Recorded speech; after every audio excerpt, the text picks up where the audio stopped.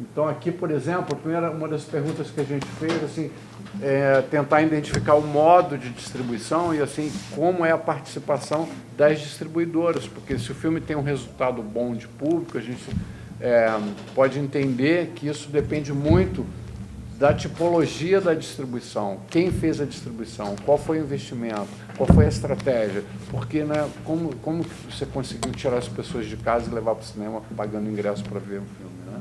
E aí apareceu o seguinte, ó, nesse período de 2000 a 2009, tem uma coisa interessante que é o seguinte, 73,37% dos lançamentos continuaram sendo feitos pelas majors, mas 23,32% já são lançamentos de produtoras independentes, que são produtoras nacionais, que não são ligadas às grandes majors, né? Mas aparece já 3,30% desses lançamentos é uma associação entre majors e independentes, ou seja, uma distribuidora como a Downtown associada com a Columbia, ou a Lumière associada com a Universal ou com a Fox. E isso deu vamos dizer, foi um indicativo de que havia uma mudança no mercado de distribuição, na atividade de distribuição. Pode ir mais adiante, que a gente descobriu depois, inclusive, como ficou a divisão.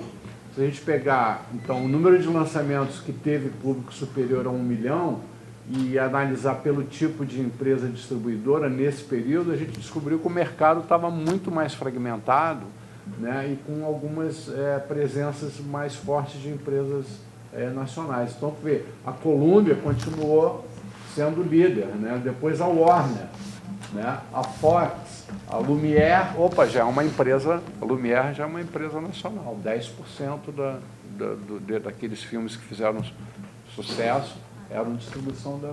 Depois a própria... A Universal, olha, que é uma empresa major, veja que a participação dela ficou de 3,3% nesse período entre esses lançamentos. É uma associação aqui da Europa, a MAN, também 3,3%. A Sony associada com a Downtown, e olha que a Sony é dona da Columbia, mas aqui no Brasil ela se associou com a Downtown do Bruno Weiner para fazer algum tipo de distribuição. Também ficou com 3,3%. E a Play Art também é a imagem. Então, na verdade, aqui a gente tem várias distribuidoras nacionais independentes atuando já no mercado.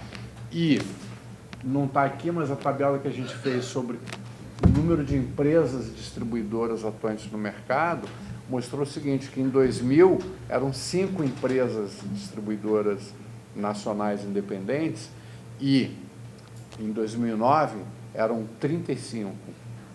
Ou seja, 700%, 7 vezes mais, né, empresas distribuidoras, e essas empresas respondem por hoje, cerca de 80% dos lançamentos nacionais estão com empresas distribuidoras nacionais. Só que a renda desse 80% é 20 e poucos por cento, né? E as meia dúzia de majors que continuam sendo as grandes distribuidoras do cinema brasileiro, que lançam os grandes filmes, os blockbusters, elas respondem por 80% da renda desses filmes. E o ano de 2003, que é o tema de hoje aqui no encontro, o Carandiru, que é um filme emblemático, ele é muito interessante porque foi um ano assim inesquecível mesmo, né? Porque nesse ano chegou a 21 milhões de espectadores, num total de 102 milhões de ingressos vendidos, 21 milhões foram para o cinema brasileiro. Então foi um ano muito atípico, muito alegre para todo o setor, todo mundo comemorou, né? Diz que o cinema brasileiro está vivo. Depois de todo aquele processo, é o ano que a gente considera o início da fase chamada pós-retomada. Aquela retomada que começou lá em 95 com Carlota Joaquina e teve, né, todo um esforço, teve uma resposta muito rápida, tanto do público como do setor da produção. Os filmes começaram logo a chegar às salas, etc. Mas aqui em 2003 havia um cenário diferente, porque 2003 é o ano que a Ancine, a Agência Nacional de Cinema, que é um novo órgão, né, vamos dizer, nacional de regulação e fomento para o mercado, é o ano que a Ancine começa efetivamente a funcionar. Então, ele é um ano 2013 é um ano muito rico por todos os sentidos, porque tem todo esse impacto de um cinema que parece voltado assim, olha, vamos voltar aos bons tempos, de ter bastante filme que as pessoas queiram ver. Então esses números, relativamente, eles têm uma dimensão muito maior do que eles são. Só 1 milhão de pessoas viram um filme. Botar 1 milhão de pessoas no cinema pagando ingresso para ver um filme hoje é um feito memorável em termos de Brasil. É uma vitória. Porque, assim, a competição, e isso é um paradigma que começa nos anos 80, no mundo inteiro, assim, ampliam-se as opções de lazer, né, e o consumo do produto cinematográfico vai para um outro patamar, porque ele não é mais a diversão, a coisa mais legal que as pessoas têm para fazer. E se você pensar assim, só as pessoas que são cinéfilas, que são adoradores de cinema, elas não fazem 1 milhão de espectadores. Depois a gente tem uma categoria também no mesmo ano que a gente via assim, e quais os filmes ficaram entre 500 mil e menos de 1 milhão? Que é uma categoria intermediária, que assim, não quer dizer que o filme é um fracasso, porque ele não fez 1 milhão. É os chamados filmes de público de médio desempenho, né? Por 500 mil é muito, olha só, poucos filmes fizeram, 3 filmes só fizeram, né? O Aquária, que é um filme infantil, de temática infantil, fez 789 mil espectadores. Caceta e Planeta, a Taça do Mundo lá, produto de televisão, não deu tão certo assim. Ou então, assim, qual foi o erro da estratégia? Isso a gente não é muito tangível, né? Para a gente fazer uma... Para a gente fazer um estudo detalhado disso, a gente tinha que saber quanto foi investido. Além de saber o número de cópias, e aí a partir de 2006 tem que separar as digitais das cópias em película e tal. Mas assim, quanto você gastou de mídia? Quanto gastou de cópia? Quais foram, né, as ações de redes sociais? Né? Então, essa questão que você colocou, que eu estava dizendo. Então, você vê que existe uma compreensão assim, 300 mil espectadores são um fracasso, esse filme é um fracasso. Como assim?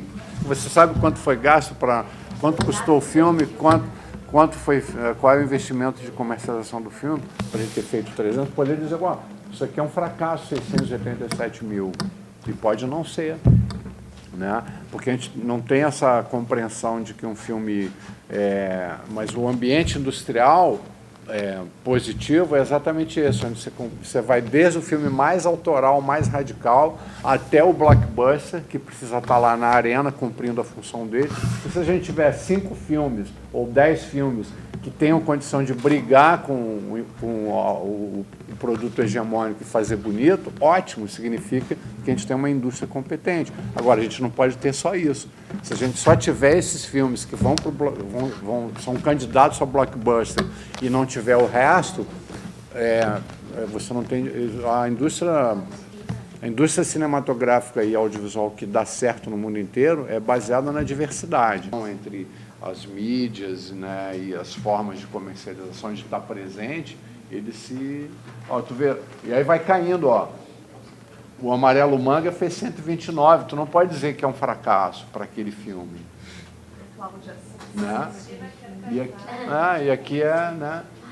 E aí vai indo, E tu vê que tem filmes aqui, como o Dom, esse, que é uma refilmagem de Machado de Assis, né, que fez 108 mil espectadores, e é do Diller, que é um dos maiores produtores de cinema brasileiro, com distribuição da Warner. Então, na verdade, o que eu estou olhando agora é que esses 350 filmes que são filmes de até menos de 50 mil espectadores, também são filmes distribuídos pelas majors, ou seja, elas arriscam também. Né? Lá está o sucesso, mas assim, é uma quantidade menor de filmes. Né? Então vai indo que o ano dela de bolsista de iniciação científica nesse projeto, que a gente está fazendo, como agora a gente está trabalhando com anos 2000, a gente está puxando então para fechar os dados até 2012, né? Para ter um panorama assim já um pouco mais atualizado. Mas aqui... isso aqui é uma espécie de fotografia aqueles 7 filmes lá estavam entre 30 filmes.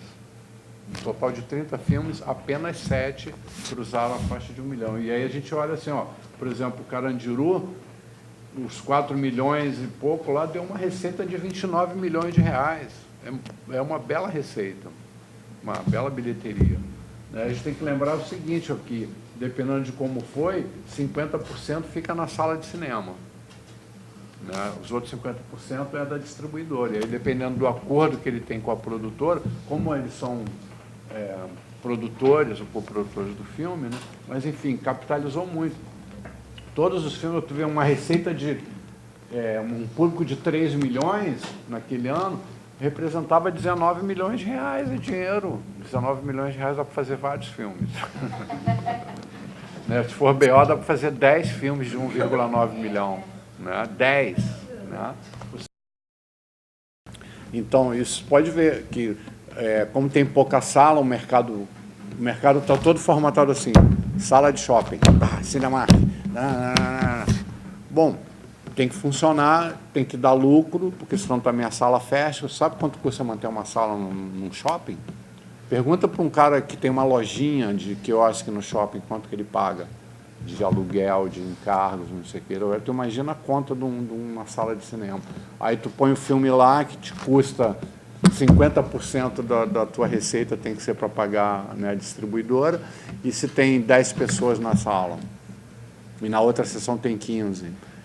Né? Então, assim, tem que botar, sei lá, 5 mil pessoas por semana para o filme ser rentável, senão daqui a pouco o cara fecha.